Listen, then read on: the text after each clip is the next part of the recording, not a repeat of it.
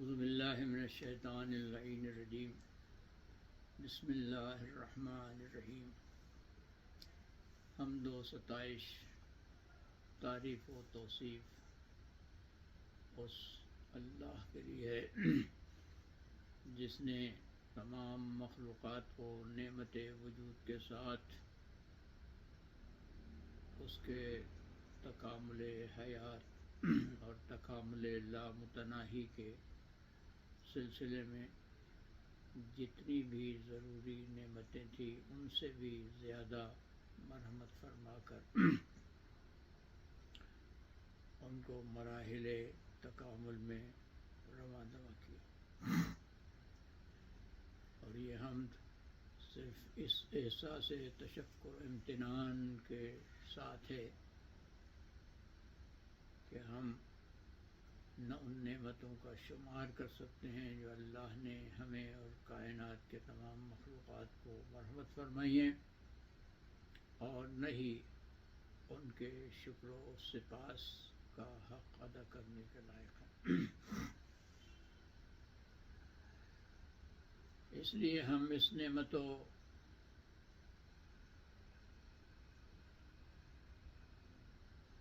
انعامات کے سلسلے کے شکر کے مقابلے میں نہ اس سے کوئی تمنا رکھتے ہیں، نہ کوئی لالچ رکھتے ہیں، نہ کسی خوف کا عمل دخل ہے، نہ کسی خوشامد کا۔ یہ اس احساس ندامت و تشکر کے ساتھ ہے کہ ہم اپنی رب کی نعمتوں کا نہ تو ادراک ہی کر سکے ہیں اور نہ ہی اپنے اندر اس کے شکر و سپاس کی طاقت و ہمت پاتے ہیں۔ اور اسی کے ساتھ ساتھ درود و سلام ہو تمام انبیاء اور رسول، خصوصاً آدم و حوا، ابراہیم و آل ابراہیم، محمد و اہل بیت الطیبین الطاہرین المعصومین، اللہ کے تمام ملائک اور ان تمام بندوں پر جو ہر آن اور ہر لمحے اللہ کی نصرت کے لیے آمادہ اور میدان عمل میں اترے ہوئے ہیں۔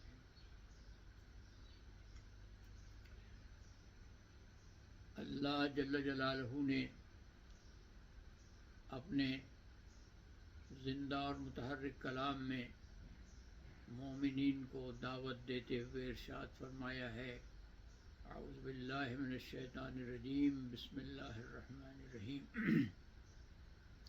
یا ایھا الذین آمنوا ان تنصروا اللہ ینصرکم ویثبت اقدامکم۔ اے صاحبان ایمان، تم اب اگر مجھ سے کچھ بھی چاہتے ہو تو تم میری نصرت اور مدد کے میدان میں اترو، میری مدد کرو، تب میں تمہاری مدد بھی کروں گا اور تمہیں تکامل حیات اور تسخیر کائنات کے راستے میں جو سنگلاخ چٹانیں، جو بھنور آمیز لہریں اور جو بھنور سے بھرپور اندھی اور گھنگور گھٹائیں اور طوفانی ہوائیں چل رہی ہوں گی، ان کے اندر ان مشکلات سے گزرنے میں لذت و ہمت و شوکت و اقتدار سے نوازوں گا، وثبت اقدامکم، تمہیں ثبات قدم کی قوت دوں گا۔ جیسا کہ ہماری گفتگو کا سلسلہ چل رہا ہے کہ یہ ماہ رمضان سورہ بقرہ کی آیت نمبر 182 کی روشنی میں کیا ہے، شہر و بسم اللہ الرحمن الرحیم، شہر و رمضان الذی انزل فیہ القرآن، یہ وہ مہینہ ہے، رمضان کا مہینہ، کہ جس میں تمہارے لیے ہم نے ہماری طرف سے ہمارے زندہ اور متحرک کلام کو رحمت للعالمین نبی کے قلب پر نازل کیا. کیوں نازل کیا؟ ہدی للناس، تاکہ یہ تمام لوگوں کے لیے ہدایت کا سامان فراہم کرے، کیونکہ یہ ہے ہی تمام انسانوں کے لیے. اس کا کسی دین، مذہب، فرقے، گروہ، خاندان سے تعلق نہیں ہے. ہدی للناس، جو بھی آدم کی اولاد ہے، جو بھی انسان نیت کے دائرے میں ہے، اس فرد کے لیے اس میں ہدایت ہے.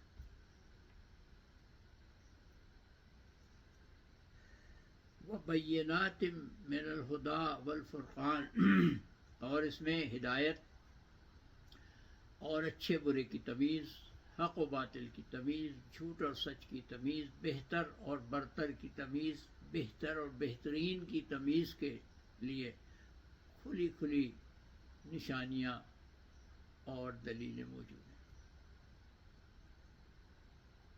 کتنی نفیس بات ہے، کتنا نفیس پیغام ہے اللہ کا، جس کو ہم ماہ رمضان کی ہر نماز کے بعد پڑھتے ہیں. اگر ہر نماز کے بعد پڑھ دیں تو 5 یا 15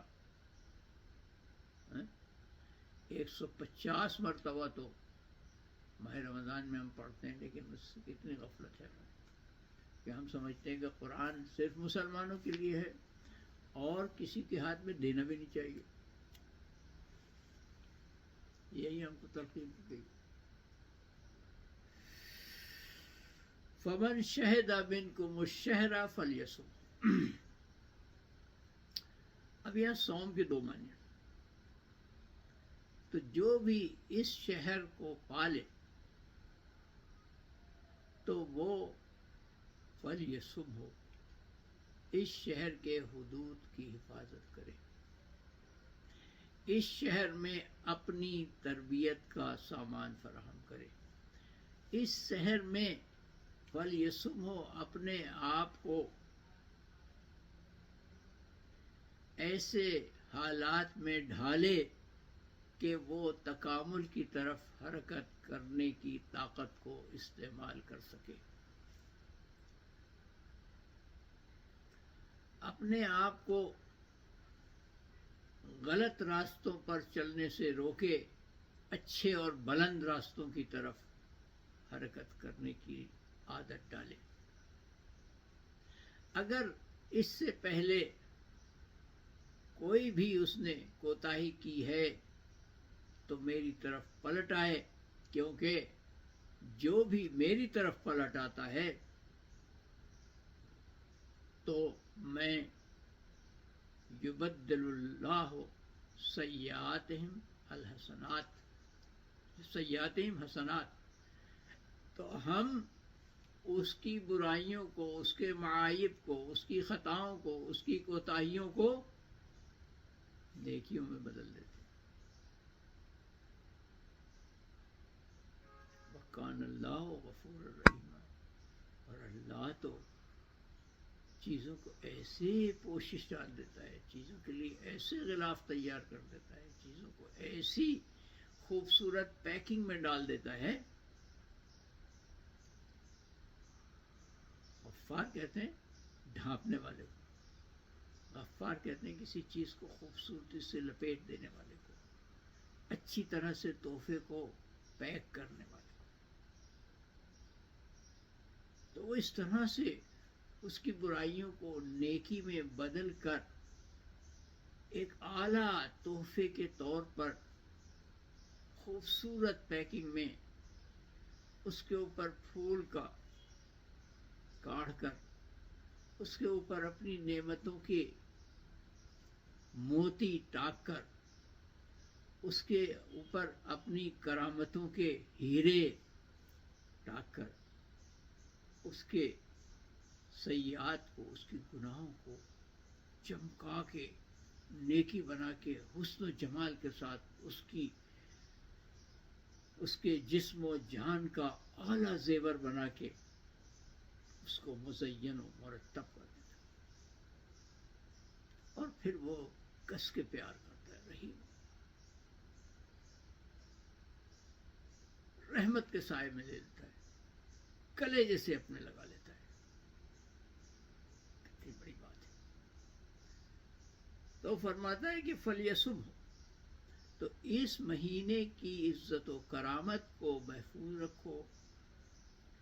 اس مہینے کی عزت و کرامت میں اپنی ایسی تربیت کرو کہ ہم جس کمال تک تمہیں پہنچانا چاہتے ہیں اس کمال تک پہنچنے کے راستے تمہارے لیے آسان ہو جائیں،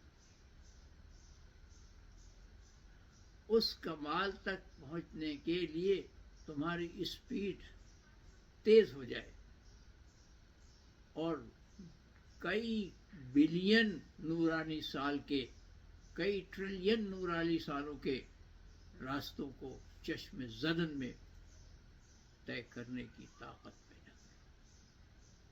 فلیسو، اس کا ایک پہلو ہے کہ فجر سے مغرب تک کھانے پینے سے،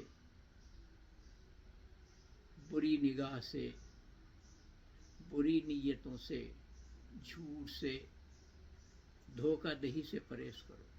لیکن اس کی ماہیت یہ ہے کہ وہ ضیافت الہی کا مہینہ ہے.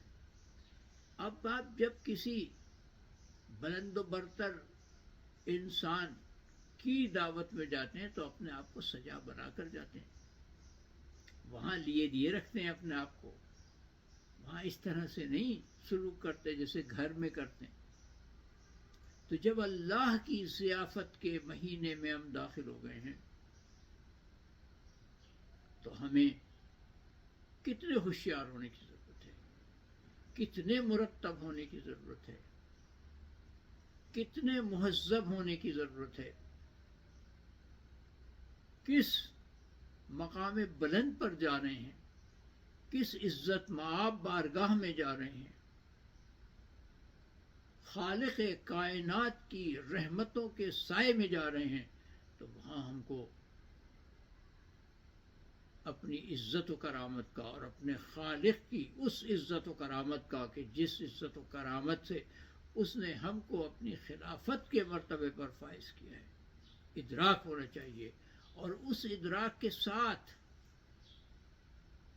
ہمارا لمحہ لمحہ عبادت، ہمارا لمحہ لمحہ تحصیل علوم کائنات اور تسخیر کائنات کی طاقت کو اس طرح استعمال کرنے کا مظہر ہونا چاہیے کہ جس طرح استعمال کرنے کی خاطر اللہ نے ہمیں اپنے صفات سے پیدا کر کر تسخیر کائنات کی ذمہ داری دے کر، تسخیر کائنات کے عمل کو ہماری مٹھی میں دے کر، اتنی نعمتوں کے ساتھ ہمیں اس کائنات میں مسجود ملائک بنا کر اور اپنا نائب اور خلیفہ بنا کر اس عزت و کرامت کے ساتھ بھیجا. تو اب ہم اس کی بارگاہ میں اسی عزت و کرامت اور شکر و سپاس اور محبت و اطاعت کے جذبے سے سرشار ہو کر اپنے لمحات کو گزاریں. تو وہ کہتا ہے کہ پھر ہم تمہارے سوتے ہوئے بھی تمہاری سانسوں کو عبادت میں شمار کرتے ہیں. اگر ایک آن کے لیے تم غافل بھی ہو جاؤ گے تو ہم اس غفلت کو بھی عبادت میں شمار کر لیں گے. اور اس نے اپنے اس پیغام کو علی ابن ابی طالب کی زبان سے یوں ہم تک منتقل کیا کہ النوم فی یقین خیر من عبادت فی شک. شک کی حالت میں عبادت کرنا، کہ نماز بھی پڑھیں اور ڈنڈی مارنے کا بھی سوچ رہے، نماز بھی پڑھ رہے ہیں اور کسی کا حق کھا جانے کا بھی سوچ رہے ہیں، عبادت بھی کر رہے ہیں اللہ کی، اور دوسروں کے ساتھ بد اخلاقی سے بھی پیش آنے کی کوشش کر رہے ہیں۔ رحمت للعالمین کے فرزند اور ان کی امت میں بھی ہیں، اور دوسروں پر گالم گلوچ اور لعن طعن کو اپنی عبادت سمجھتے ہیں۔ اس نبی رحمت کی امت ہے کہ جس نے اپنے دشمنوں کے ساتھ پیار اور محبت کا سلوک کر کے ان کی ماہیت کو بدل دیا، اور پھر ہم طعن و تشنیع اور لعن طعن کر کے لوگوں کے دلوں میں کینے اجاگر کر رہے ہیں۔ آپ سوچیں کہاں ہیں، کیوں ہم ایسا کر رہے ہیں؟ یہ ہے اس آیہ کریمہ کا پیغام، فَلْيَسُبْهُ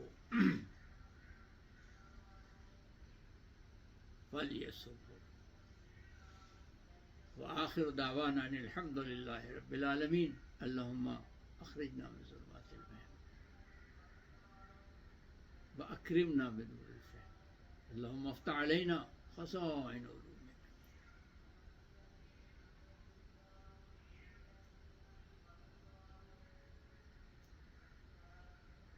برحمتک یا ارحم الراحمین۔ اللہم کن لولیک الحجۃ ابن الحسن صلواتک علیہ وعلی آبائہ فی هذه الساعة وفی کل ساعة ولیا وحافظا وقائدا وناصرا ودلیلا وعینا حتی تسکنہ ارضک طوعا وتمتعہ فیہا طویلا برحمتک یا ارحم الراحمین۔ صلی اللہ علی انبیاء اللہ والمرسلین لا سیما آدم وحوا وابراہیم وآل ابراہیم ومحمد وآل بیتہ الطیبین الطاہرین وملائکۃ اللہ المقربین وعباد اللہ الصالحین۔ والسلام علینا وعلیکم ورحمۃ اللہ وبرکاتہ، وآخر دعوانا ان الحمد للہ رب